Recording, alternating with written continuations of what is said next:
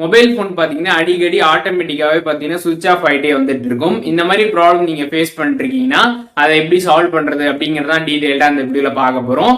பார்க்கறதுக்கு முன்பாக சேனலை சப்ஸ்கிரைப் பண்ணிடுங்க, பெல் ஐகானை கிளிக் பண்ணி ஆல் அப்படின்றத செட் பண்ணிடுங்க.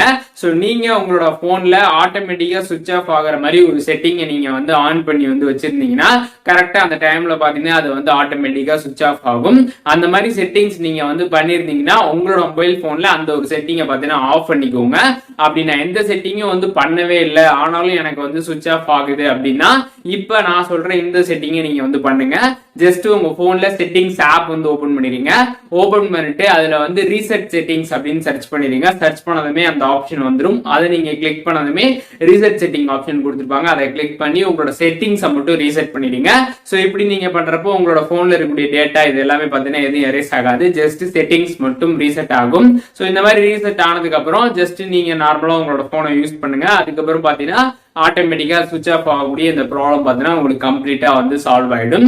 அதுக்கப்புறம் உங்க போன்ல சிஸ்டம் அப்டேட்லாம் வந்து கேட்டு இருந்துச்சுன்னா அதெல்லாம் ப்ராப்பரா வந்து பண்ணுங்க. ஸோ நீங்க சிஸ்டம் அப்டேட் ப்ராப்பரா பண்ணாம இருந்தாலும் உங்களுக்கு ஆட்டோமேட்டிக்காவே பார்த்தீங்கன்னா உங்களோட மொபைல் போன் வந்து சுவிட்ச் ஆஃப் ஆகும். அதனால சிஸ்டம் அப்டேட்லாம் வர வர கரெக்டா வந்து ப்ராப்பரா வந்து அப்டேட் பண்ணிக்கோங்க.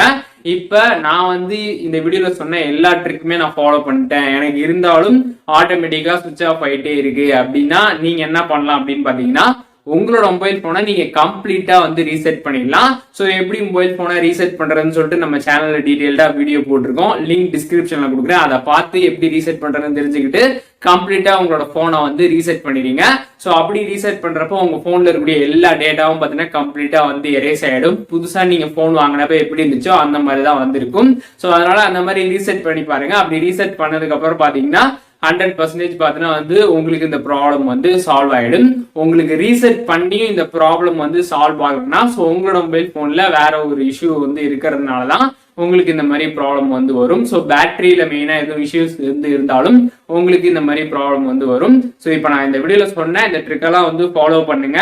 ஸோ அப்படி பண்றது மூலியமாக ஈஸியா உங்களுக்கு ஃபிக்ஸ் ஆயிடும். அப்படி உங்களுக்கு வந்து ஃபிக்ஸ் ஆகலன்னா உங்களோட போனை கம்ப்ளீட்டா ரீசெட் பண்ணுங்க. லிங்க் டிஸ்கிரிப்ஷன்ல கொடுத்துருக்கேன், அதை பார்த்து ரீசெட் பண்ணுங்க. அப்படி ரீசெட் பண்ணி உங்களுக்கு வந்து இந்த ப்ராப்ளம் வந்து சால்வ் ஆகல, ஆட்டோமேட்டிக்கா சுவிட்ச் ஆஃப் ஆகிட்டே இருக்குன்னா அது வேற ஒரு இஷ்யூவா தான் வந்திருக்கும். ஸோ அதை நீங்க வந்து மொபைல் ஷாப்ல வந்து கொடுத்து தான் நீங்க அதை வந்து ஃபிக்ஸ் பண்ற மாதிரி வந்து இருக்கும். ஸோ இப்போ இந்த வீடியோ மூலியமாக ஆட்டோமேட்டிக்கா மொபைல் சுவிட்ச் ஆஃப் ஆகக்கூடிய இந்த ப்ராப்ளத்தை எப்படி சால்வ் பண்றது அப்படின்னு சொல்லிட்டு டீடைலா தெரிஞ்சிருப்பீங்கன்னு நினைக்கிறேன்.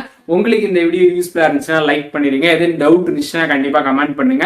எல்லாருக்குமே வந்து ரிப்ளை பண்றேன். வேற என்ன கண்டென்ட் நம்ம சேனல்ல போஸ்ட் பண்ணணும் அப்படின்னு நினைக்கிறீங்களோ அதை பத்தி கமெண்ட்ஸ்ல ஷேர் பண்ணுங்க. அதற்கான வீடியோஸ்மே சீக்கிரமாவே நம்மளோட சேனல்ல வரும்.